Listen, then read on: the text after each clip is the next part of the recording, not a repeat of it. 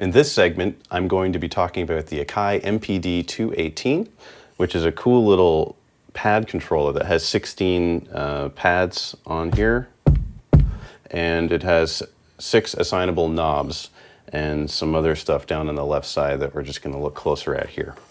So with these 6 buttons, you've got control bank, which flips between 3 different layers of these assignable knobs to give you 18 things total that you can have up and ready to go on the controller.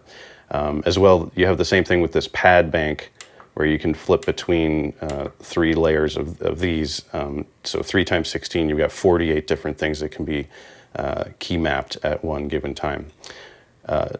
Beyond that, you've got program select. So right now I'm on like program 1, but you can hold that down and switch between these, which are totally different layers, like entirely different, 16 different things that you can have already ready to go if you've got virtual instruments that have special key mapping that you've set up or things like that. You've also got full level, which means that the pads are not velocity sensitive, but when they are velocity sensitive, they're actually quite nice.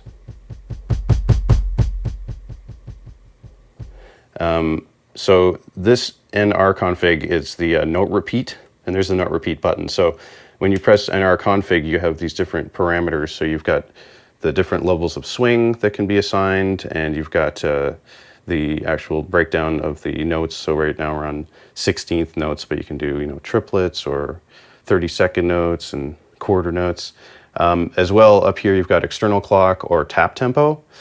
I haven't been able to get external clock to work. I thought that the DAW tempo assignment would do that, but at this point it's just the tap tempo. So you just have to figure out what the tempo is of the song. The click, just play it and tap it until it's in time, and then you're able to get this repeat thing happening. So what I figured out actually just today by accident is that when you have note repeat, the harder or softer you hold the pad, it is also going to be velocity sensitive, which is really super cool.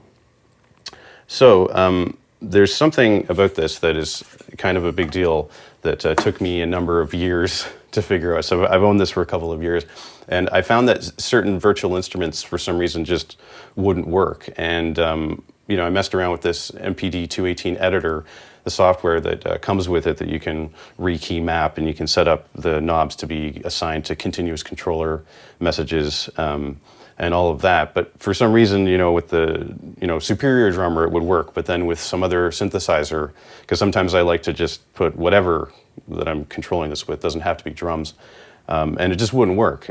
So what I figured out is if we look closely at the editor here, this is the default that it opens to. And it's assigned to MIDI channel 10, and that is the trick. So these need to be assigned to MIDI channel 1, and then everything will work. But to do that, if you haven't already got it set up on MIDI channel 1, you have to, for each pad, do the drop down and select it to 1 at a time. And because there's 3 layers of this, you have to do it 48 times.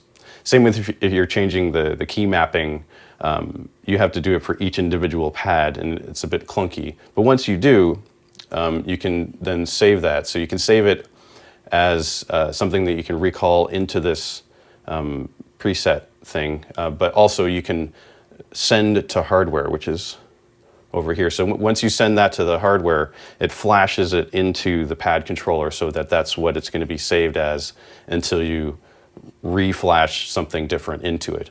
Also, load from hardware can save you some time. So like right now, I'm just going to load from hardware, and this thing here says preset Roman MPD. And so this is the one that I actually, once I got it to work right, was the one that worked. So it just opened another instance of this. But as you can see, everything is set to MIDI channel 1.